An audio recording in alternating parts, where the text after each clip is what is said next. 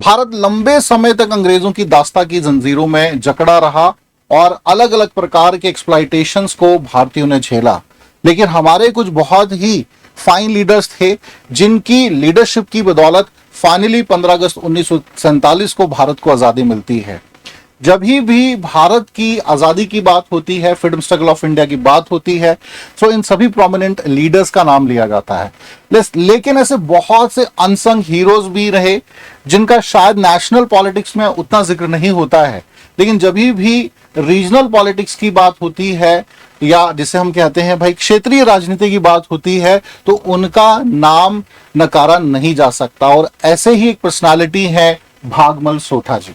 भागमल सोठा जी, जिन्हें हिमाचल का शेर भी कहा जाता है, अगर उनका योगदान हम देखें, आज बेसिकली इस लेक्चर में हम उनके कंट्रीब्यूशन को ही समझने वाले हैं, तो हम पाएंगे शायद हिमाचल का गठन ही नहीं हो पाता या प्रजामंडल मूवमेंट जो इतनी स्मूथली हिमाचल में चली है वो शायद उतनी इफेक्टिवली चल ही नहीं पाती अगर ये हिमाचल का शेर नहीं होता।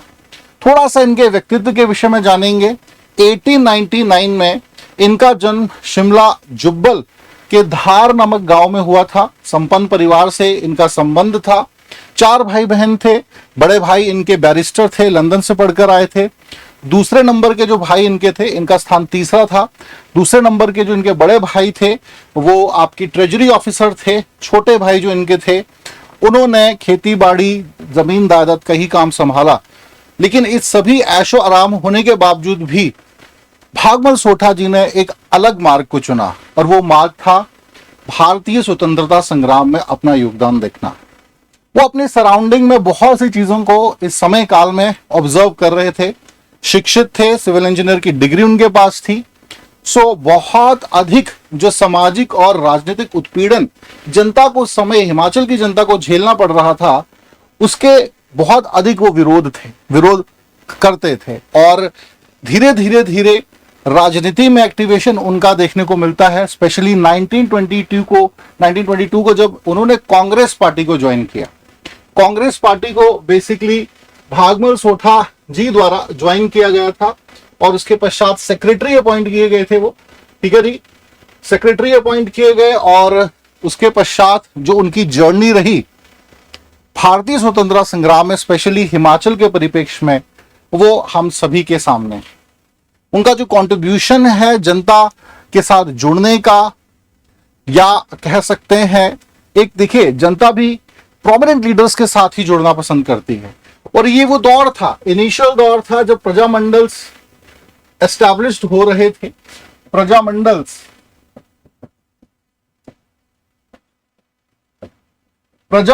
जो थे ये एस्टैब्लिश हो रहे थे।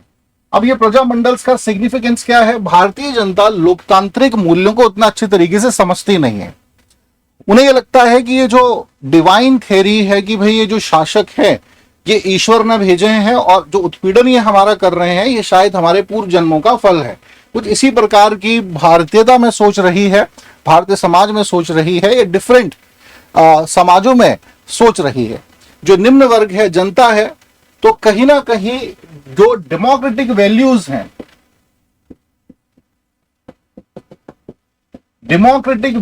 हैं इनको इनकलिकेट करने का काम प्रजामंडल्स ने किया। और ये तब हो पाया जब भागमल सोठा जैसे लीडर्स ने इस प्रजामंडल्स को लीड किया, क्योंकि जनता उनकी ही बात सुनेगी जो उनके लीडर्स हैं, जो उनके प्रोमिनेंट लीडर्स हैं। धीरे धीरे हम क्या देखते हैं, क्योंकि प्रजामंडल्स का एस्टैब्लिशमेंट हिमाचल के परिप्रेक्ष्य में देखें इसलिए भी इंपॉर्टेंट है बिकॉज यहां पर मोनार्कियल फॉर्म ऑफ गवर्नमेंट रही है, राजशाही रही है। और राजा अक्सर हमने देखा, कहीं कहीं तो बहुत अच्छे राजा हुए, बट ज्यादातर राजा जो थे वो एक्सप्लॉइटेशन की ही पॉलिसी को फॉलो करते थे। और बहुत से ऐसे सिस्टम जिसमें कि बेगार सिस्टम भी है, उसे शिमला हिल स्टेट्स के डिफरेंट रीजन्स में हम देखते हैं। या भाई लैंड रेवेन्यू बहुत अधिक लेना, ये सब डिमांड जो थी ये सारा ऑब्जर्व कर रहे थे भागमल सोठा शिमला हिल स्टेट्स के आसपास। और कहीं ना कहीं प्रजामंडल्स के माध्यम से इसे खत्म करने में जो राजा थे या जो राणास थे उनकी एट्रोसिटीज को खत्म करने में इन प्रजामंडल्स का मुख्य योगदान रहा, क्योंकि इन प्रजामंडल्स के साथ आम जनता कनेक्ट होने लगी थी। तो थोड़ा सा प्रजामंडल के विषय में भी जानना जरूरी है। और फर्दर अब हम बात करेंगे कि कैसे सोशल और पॉलिटिकल रिफॉर्म्स भागमल सोठा जी लेकर आते हैं हिमाचल में।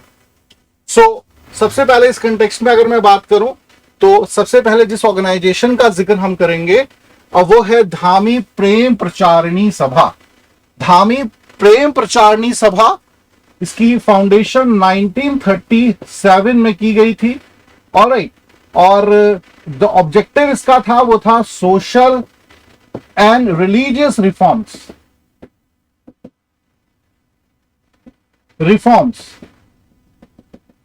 ठीक है जी, सोशल एंड रिलीजियस रिफॉर्म्स को लेके आना। क्षेत्र में काफी अधिक जो है सामाजिक उत्पीड़न हो रहा था उस समय। It was led by Sitaram जो थे उनके द्वारा इसको लीड किया गया था। हालांकि इसमें महत्वपूर्ण भूमिका इसकी स्टैब्लिशमेंट में किसकी रही थी? भागमल सोठा जी की रही थी। तो याद रखिएगा, धामी प्रेम प्रचारिणी सभा 1937। नेक्स्ट अगर मैं इस क्रम में नाम लूं तो इसमें धामी रियासती प्रजामंडल का जिक्र होना जरूरी है। धामी रियासती प्रजामंडल, सो जी धामी रियासती प्रजामंडल एक्चुअली धामी प्रेम प्रचारिणी सभा से ही निकली थी। It was initially founded in 1938 but later 1939 में ये प्रभावी हुई और मुख्य रूप से जो यहाँ के पॉलिटिकल इश्यूज थे, स्पेशली जो ऑपरेसिव पॉलिसीज थी राणास की, उसके अगेंस्ट काम करना इस संस्था द्वारा शुरू किया गया, धामी रियासती प्रजामंडल। और इसको भी लीड किसने किया? भागमल सोठा जी ने। ठीक है, इन्हीं के अथक प्रयास थे। जो ऑपरेसिव पॉलिसीज थी, स्पेशली बेगार सिस्टम या लैंड रेवेन्यू जो नियम थे, उनसे नाखुश थे भागमल सोठा जी, क्योंकि ये जनता का उत्पीड़न कर रहे थे। तो इन मुद्दों को पटल पर रखना इसी संस्था के माध्यम से ये हो पाया 1939 में। और धामी रियासती प्रजामंडल की फाउंडेशन इनके द्वारा की जाती है। उस समय मुख्य रूप से इसके तहत दो ही इश्यूज उठाए गए थे। देखिए, ये तो था ही कि भाई प्रजामंडल्स के माध्यम से, इसके माध्यम से जो जनमानस है, आम जनता है, उसको कनेक्ट करना है। लेकिन बेगार सिस्टम उस समय प्रचलित थी। बेगार सिस्टम और land revenue acts, land revenue जो लॉज थे ब्रिटिश गवर्नमेंट के, उनके अगेंस्ट धामी रियासती प्रजामंडल की फाउंडेशन करी गई। इसी क्रम में अगला नाम आता है हिमालयन रियासती Prajamandal. Himalayan Riyasat Prajamandal is also a prominent organisation. It was originally formulated in 1938। ठीक है जी, 1938 में इसकी भी स्थापना भागमल सोठा के नेतृत्व में की गई थी। और मेजर ऑब्जेक्टिव था जो वेरियस प्रजामंडल्स हैं,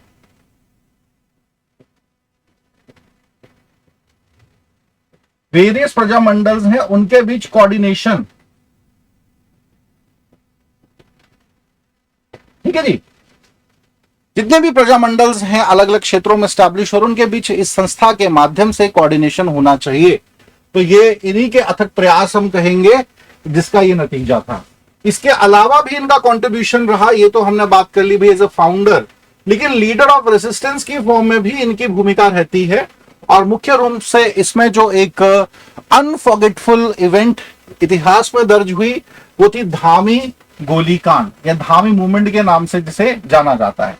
जैसा कि मैंने कहा, धामी के जो शासक थे वो बहुत ज्यादा कह सकते हैं कि भाई दिलीप सिंह राणा जी ऑपरेसिव पॉलिसी लोगों की तरफ फॉलो करी हुई थी। ना बेगार खत्म कर रहे थे और लैंड रेवेन्यूज जो थे मतलब बहुत ज्यादा टैक्सेस वो आम जनता से ले रहे थे। और जब उनसे बातचीत के माध्यम से मैटर को सुलझाने की कोशिश करी गई तो उन्होंने इसको दबाने का प्रयास किया। इसी की वजह से भागमल सोठा जी ने अपनी लीडरशिप में, उनके नेतृत्व में एक मार्च पास्ट जो था काफी लोग उनके साथ जुड़े हुए थे, सम प्रोमिनेंट लीडर्स वर थे। हमने एक धामी गोलीकांड पर अलग से वीडियो बनाया, उसे आप इन डिटेल देख सकते हैं, ठीक है ना। तो बाद में धन्नाहट्टी के पास इनको अरेस्ट कर लिया गया था। इनको अरेस्ट किया गया और जैसे ही अरेस्ट करके इनको पुलिस स्टेशन ले गए, उसके पश्चात जो तकरीबन 1500-2000 के आसपास लोग इस मूवमेंट के साथ जुड़े थे, आगे बढ़ रहे थे राणा के पैलेस की तरफ, ठीक है, या रियासत की तरफ, तो रियासत की पुलिस ने लाठीचार्ज कर दिया राणा के ऑर्डर पे, ठीक है जी। दलीप सिंह जो थे, इनके ऑर्डर पर रियासत की जो पुलिस थी, उन्होंने लाठीचार्ज किया और फायरिंग करी। फायरिंग में भीड़ को तितर बितर करने के लिए, दबाने के लिए ऑपरेसिव पॉलिसी फॉलो करी और इस फायरिंग की वजह से 2 लोग शहीद हुए उसमें, ठीक है जी। और कमेंट बॉक्स में मुझे नाम बताइएगा कौन कौन वे नाम थे उन पर्सनालिटीज के। इसके पश्चात जो घायल 80-90 लोग इस भीड़ में घायल हुए थे और 3 उसके बाद जो थे वो अपंग भी हो गए थे, ठीक है। सो कह सकते हैं ये जो एक इवेंट हुआ, हालांकि इसके पश्चात बहुत अधिक प्रेशर पड़ा, ये मामला नेशनल लेवल तक गया और पंडित जवाहरलाल नेहरू, सरदार पटेल जी, इन सभी ने बड़ी कड़े शब्दों में धामी गोलीकांड की निंदा करी। बाद में अपनी सेक्रेटरी, ठीक है, स्वरूप जी को भेजा और जांच एक समिति एस्टैब्लिश करी थी धामी मूवमेंट के संदर्भ में। तो ये भी इन्हीं से जुड़ा हुआ है, धामी गोलीकांड। इसके पश्चात अगर मैं बात करूं तो एक और इवेंट आती है भाई दोना पाई मूवमेंट। 1939 में विश्व युद्ध भी प्रारंभ हुआ और इसी के पश्चात जो था, अंग्रेज ये कोशिश में लगे हुए थे कि भाई हर प्रकार से भारतीयों की सहायता ली जाए, चाहे वो हम बात करें फाइनेंसिस के कंटेक्स्ट में या फिर मैनफोर्स के कंटेक्स्ट में। और ये दोनों ही नेशनल लेवल पर भी गांधी जी इसके फेवर में नहीं थे। 1940 के समय एक मूवमेंट भी शुरू करी, इंडिविजुअल सत्याग्रह, और ये वही समय था जब शिमला में ही भीड़ को संबोधित किया जा रहा था और ये शब्दों का प्रयोग इनके द्वारा किया गया था, ठीक है जी, जिसमें इन्होंने कहा भाई दो ना पाई दो, कि ना ही हम अपने ब्रदर्स देंगे अंग्रेजों को, ना ही हम पाई मतलब इकोनॉमी पैसा देंगे, कोई फाइनेंशियल सपोर्ट नहीं होगा, ना ही हम अपने ब्रदर्स को अंग्रेजों के लिए भेजेंगे। तो ये मूवमेंट भी इनके द्वारा ही शुरू करी गई थी और प्रोमिनेंट लीडर्स और भी पद्म देव जी थे और भी थे, जुड़े थे, बट मुख्य रूप से भागमल सोठा जी का ही नाम इस कंटेक्स्ट में आता है। इसके अलावा स्टेटहुड को अचीव करने में भी इनका महत्वपूर्ण योगदान रहा। Himalayan hill state regional council formulated in 1946, ठीक है जी, प्रभावी रूप से 47-48 तक काम किया और मेन ऑब्जेक्टिव यही था कि हिमाचल एक अलग, मतलब एक पहाड़ी क्षेत्र का अलग से एक स्टेट होना चाहिए, ठीक है जी। और लगातार जो थी उस समय मीटिंग्स हो रही थी हमारे लीडर्स की। भागमल सोठा खुद कितनी बार गए होंगे, दिल्ली गए होंगे और वहां जाके वो मिले सरदार पटेल जी से मिले और कंसर्न्स जो थे रीजनल कंसर्न्स थे, पहाड़ी क्षेत्रों की जो इश्यूज थे, प्रॉब्लम्स थी, उनको रखा और एक अलग राज्य के निर्माण की, गठन की डिमांड उन्होंने की। प्रजामंडल मूवमेंट बहुत सुचारू रूप से चल रही थी। हालांकि एक इवेंट भी होता है इसी दौरान, उसका भी जिक्र करेंगे हम। तो महत्वपूर्ण यहां हम भूमिका देखते हैं भागमल सोठा जी की। इसके बाद अगर पॉलिटिकल रिप्रेजेंटेशन की मैं बात करूं, सो 1947 में जुब्बल में एक रिस्पॉन्सिबल गवर्नमेंट का गठन किया गया। रिस्पॉन्सिबल गवर्नमेंट के जो सीएम थे वो थे भागमल सोठा जी। तो रिस्पॉन्सिबल गवर्नमेंट के ये सीएम भी रहे, लीड किया उन्होंने इसको। उसके पश्चात 1948 आते आते प्रजामंडल जो ग्रुपिंग थी इनकी, उसमें फूट पड़ गई, उसमें थोड़ा सा मतभेद, वैचारिक मतभेद था और ये प्रजामंडल 2 भागों में बट गया। एक भाग को लीड कर रहे थे वाईएस परमार जी और दूसरे को लीड कर रहे थे भागमल सोठा जी। हालांकि अगर हम पूरे व्यक्तित्व को देखें या इनके कंट्रीब्यूशन को देखेंगे तो हम एक चीज पाएंगे, कोई मुख्य रूप से कोई राजनीतिक लालसा इनके मन में कभी भी नहीं रही। इवन आफ्टर द इंडिपेंडेंस या हिमाचल का गठन भी हो जाता है इनके अथक प्रयासों की वजह से, उसके बाद भी कोई हायर पद की इन्होंने डिमांड नहीं करी कि भाई सीएम बनना है या कोई और इंपॉर्टेंट पोजीशंस इनको दी जाए। हालांकि टेरिटोरियल काउंसिल में सदस्य रहे 57 में, लेकिन कोई मेन स्ट्रीम पॉलिटिक्स में इनका उसके पश्चात हम नाम नहीं देखते हैं, और यही इनका निस्वार्थ भाव जो इनकी पर्सनालिटी का था उसे दर्शाता है। So he contributed through this all to achieve the end of statehood. Himachal, आज हम एक अलग हिमाचल को देख रहे हैं। जब हम हिमाचल डे सेलिब्रेट करते हैं तो निश्चित रूप से इन पर्सनालिटीज का नाम हमारे मन में आता है, और उन पर्सनालिटीज में सबसे ऊपर नाम रहता है भागमल सोठा जी का। हालांकि इसके पश्चात भी 1982 में हमें थोड़ा एक्टिवेशन इनका देखने को मिला था, जब इन्होंने शिमला में इलीगल जो आपके जंगलों में कटाई हो रही थी, पेड़ों की कटाई हो रही थी, उसके अगेंस्ट एक मूवमेंट शुरू किया था। तो तब हमने थोड़ा एक्टिवेशन देखा था, because he was a big name, और नेशनल लेवल पे इस मुद्दे को ये लेके आए। कानून जो उस समय बने उसमें चेंज करवाने में इनका मुख्य भूमिका रहती है, लेकिन एज भी एक बैरियर है। उसके पश्चात 89 ईयर्स की उम्र में इनका देहांत हो गया था। ये महान पर्सनालिटी हमारे बीच नहीं रहे, बट जो उनका कंट्रीब्यूशन है वो आज भी इंस्पायर करता है। और आज जब हम हिमाचल पे एंजॉय कर रहे हैं डिफरेंट एमिनिटीज को, डिफरेंट फ्रीडम्स को, तो उसके पीछे का जो स्ट्रगल है वो शायद हमें नहीं दिखता है, क्योंकि इन लोगों ने अपना ताउम्र, अपना जीवन जो था, जैसा मैंने स्टार्टिंग में कहा कि भाई संपन्न फैमिली से थे, अच्छे परिवार से थे, वेल्दी फैमिली से थे, need not to participate in this way, but he chosen a different path.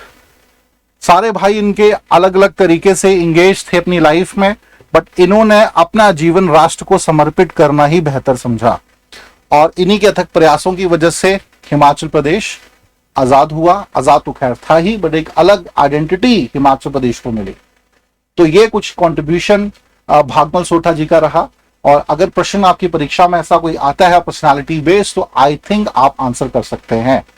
सो चलिए student, thank you so much to join us, और अब हम इस सेशन को यहीं स्टॉप करेंगे। Thank you so much.